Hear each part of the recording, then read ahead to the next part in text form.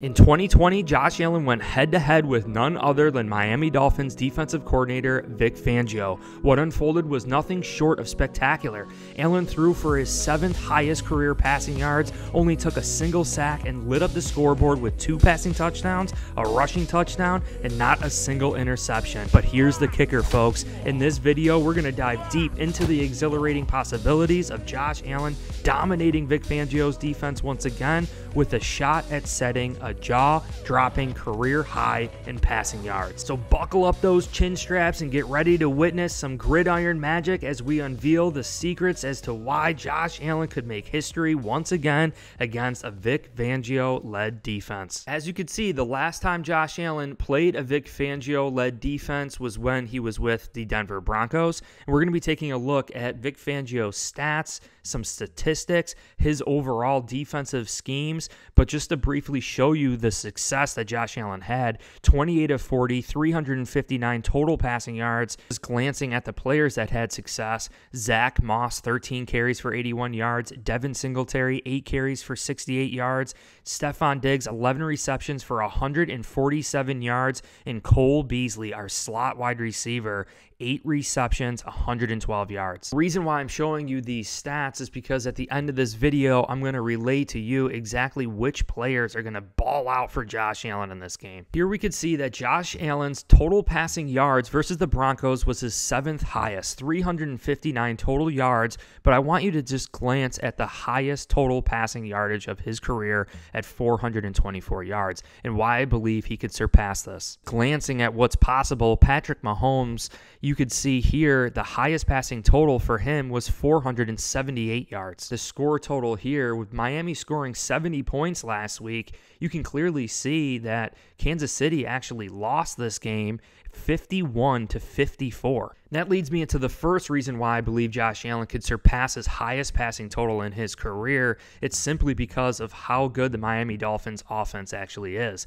Buffalo will be forced to keep up and score points during this game to keep the pedal on the metal. Just like we saw the score with Patrick Mahomes, 51-54, we could see a similar score with the Buffalo Bills versus Miami. Josh Allen has the potential to pass for more than his highest passing total of 424 yards versus Miami. And before we break down Vic Fangio's defense and why I believe Josh Allen had so much success, I really want to just take a look at the receiving core for the Buffalo Bills and ultimately see what we have now. Clearly, we still have Stephon Diggs, who's been here ever since 2020, definitely working with Josh Allen, being better than what he was in 2020 with Josh Allen. And Cole Beasley at that time, 8 receptions, 112 yards, a great slot wide receiver. But what did the Buffalo Bills do? We bring in Dalton Kincaid, rookie tight end, and also Deontay Hardy. Khalil Shakir has also been in the mix in the slot. Trent Sherfield has been in the slot as well. Although he didn't have a lot of receptions this game, Jake Kumaro caught one of Josh Allen's hardest throws,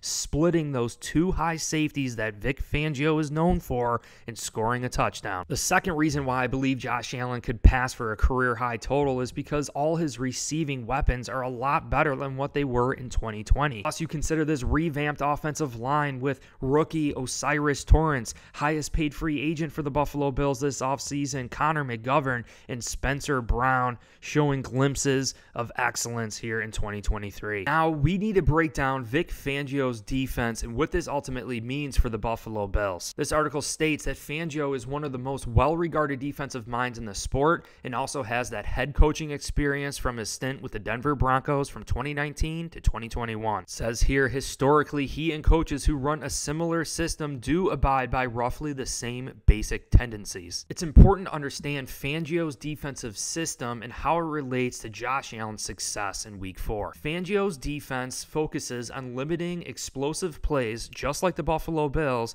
and they play a lot of heavy zone coverage and trick teams into running the ball when it looks advantageous, but it's really not. Fangio's defenses never blitz a lot either. His defenses never finished higher than 13th in the NFL in total blitz rate. We have to see how Josh Allen does against the blitz, passing it as well as running it. But last year, Allen's passing grade against the blitz was 64.6, including the playoffs, which is nearly 30 points lower than when not blitzed. 90.7. Allen ranks 26 out of 42 qualifying quarterbacks, and this has been a consistent theme throughout the Star Signals career. Allen's career big-time throw rate gets cut in half by the blitz, 6.5% versus 3.4%, which is huge when matching up against such an aggressive passer who could beat you deep on any given play, no matter the down and distance. Allen's completion percentage dropped from 65% to 58%, and yards per attempt from 7.6 to 6.4. Knowing Vic Fangio blitzes one of the least amounts in the NFL, and Josh Allen statistically struggles against the blitz in passing situations, this means that Josh Allen is going to be a lot more explosive. A lot of Bills Mafia is under the impression that Josh Allen does great against the blitz, but it's not because of his passing. It's because of his running abilities. It says, well, if Allen struggles against the blitz as much as you say, why don't teams take advantage of this more? Why was he blitzed only 29% of his dropbacks in 2020, the 10th most out of 42 qualifying quarterbacks? The answer is that problems arise when blitzing Allen because of his mobility. He's the most productive scrambling quarterback in such situations since he came into the league, and his league-leading 83.9% grade when under pressure. Different from the blitz, we should note, during the regular season points to his abilities to make the most of tough situations. Allen's career rushing grade against the blitz is an astonishing 93.4, which ranks the first amongst all quarterbacks. His 11 rushing touchdowns when blitzed since 2018 are nearly 3 times as many as second place Ryan Tannehill. We now know when Josh Allen is blitzed, he has the mobility to pick up those yards, especially running it. Now, when he is blitzed, his passing total goes down, but we now know that Vic Fangio calls blitz one of the least in the NFL. Therefore, that means Josh Allen has an ability this game to have a higher passing rating, having higher passing yards per play, more explosive plays. And that is the third reason why Josh Allen could exceed his highest passing total versus the Miami Dolphins, because Fangio does not blitz. And we've seen it statistically. Josh Allen struggles passing the ball against the blitz. Fangio also has a tendency to limit explosive plays, force teams to run the football, and then win with 4 pass rushers up front. Fangio aims to do this through a lot of post-snap movement, keeping offenses on their toes. Now we need to dive into Fangio's favorite coverages and why Josh Allen is going to exploit them. Core concept of Fangio's defense is showing 2 high safeties before the snap and then rotating into a different look after the snap. In Fangio's last season with the Broncos, 2021, Denver finished first in the NFL using 2 high safety shell. For reference, Miami finished 32nd in 2 high safety shell usage in 2021 and 2022. The fourth reason why Josh Allen can exploit Vic Fangio's defensive schemes here is because we finally proved through the first 3 weeks of this season, coupled with Ken Dorsey's short passing schemes, that the Bills are fully capable of throwing underneath, marching all the way down the field, and scoring points. Whether you look at the Jets, the Raiders, or the Commanders, we have played a heavy zone defense all 3 weeks. And Josh Allen has really been successful, other than week 1, finding those underneath passes. And knowing Vic Fangio tries to bait opposing offenses into believing that they are in a 2 high safety shell pre-snap, and then as the ball gets snapped, they kind of rotate in that single high safety shell. They're doing a lot of other coverages. Fangio also uses cover 4 or quarters, where 4 defenders split the field in 4 deep zones. We could see a picture here as to how Fangio's defense would be in a cover 4. And they do call zone, but it is a zone match coverage. So when a player comes into their zone, comes into their bubble, they switch from zone coverage to man. This is known as match principles, which means the defender will match the receiver's routes inside of their zone coverage. The idea is to put the cover over the offense and not let them hit anything down the field. With 4 deep defenders, it makes shorter underneath passes much easier. Fangio's defenses also love to use cover 6 and cover 8, which are a combination of both cover 4 and cover 2. These coverages can be hard to tell apart at times, but the key is identifying where the offense's passing strength is. Not to go too much into the weeds, but if the defense plays cover 2, where the offense has the most receivers, then it's cover 8. If the defense plays cover 4, where the offense has most of its receivers, it's cover 6. Here's a good example of what cover 8 and cover 6 looks like. You could see on the right side of the field labeled with the yellow arrows. Since there are more receivers on that side of the field, it is cover 2, and the defenders with the red arrows are in cover 4. This post-snap motion is really what led to Josh Allen's success against the Broncos in 2020, especially hitting that touchdown, splitting those 2 high safeties to Jay Kumaro. This leads me into the 4th reason why Josh Allen is going to be successful against a Vic Fangio-led defense. It's because Josh Allen does great at reading defenses. He goes through his progressions on every single play. Even Ken Dorsey in his press conference interview said, hey, look, we're not feeding any particular player. We're just having Josh Allen go through his progressions, read the defense, and find the open man. The progression and where that takes us is going to take us to the open guy. And in that case, yesterday, a lot it was Steph in those scenarios. And a couple weeks ago, it was Gabe a little bit more. And so I think each week can be a little bit different based off of where the ball takes you. Josh Allen has proved that he is excellent at reading defenses and finding the open receiver. Other coverages that Fangio's defense likes to run the most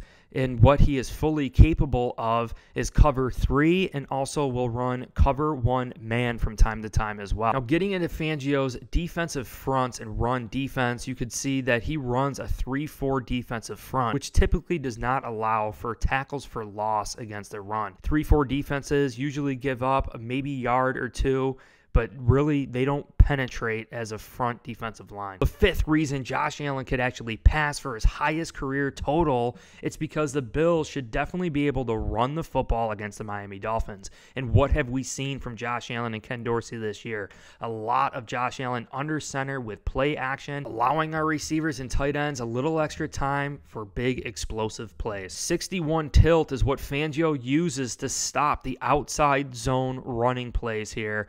We could actually see it's very common in goal line defensive situations. The idea is to stack 6 defenders at the line of scrimmage and prevent the offensive line from winning a gap when they step into unison on the zone run. Knowing that they are going to be susceptible against the run, especially when they're calling a lot of zone, and then if they decide to try and stop the run using the 61 tilt, stacking the box against Josh Allen is only going to open up more explosive plays. Josh Allen threw for his 7th highest career passing total against Vic Fangio and the Denver Broncos when he was in year 2 as the Broncos head coach. Now in year 1 with the Miami Dolphins as a defensive coordinator, Josh Allen faces a similar type scheme and I believe will have extreme success. 1, because of the players that we have. We are much better with Dalton Kincaid, Deontay Hardy, Stephon Diggs, and Josh Allen have been working together for years now. You couple that with the lack of blitzing from Fangio and how Josh Allen struggles passing the ball against the blitz. The evolution of this Buffalo Bills offense, developing a short passing game, beating those 2 high safety shells. The Bills also have a revamped offensive line, which should allow Josh Allen a little bit more calmness in the pocket versus Miami. Fangio's defensive schemes and post-snap movement is actually good for Josh Allen to go through his progressions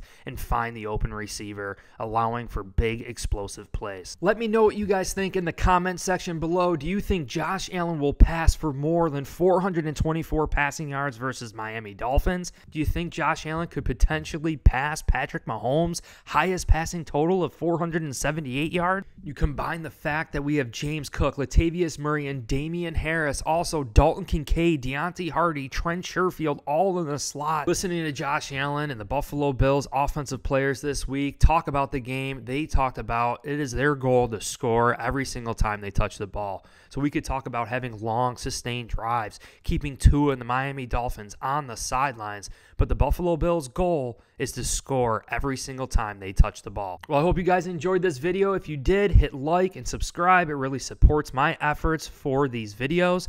You guys really are keeping this channel alive. Every subscription, every like really means the world to me. I appreciate every single one of you. Go Bills.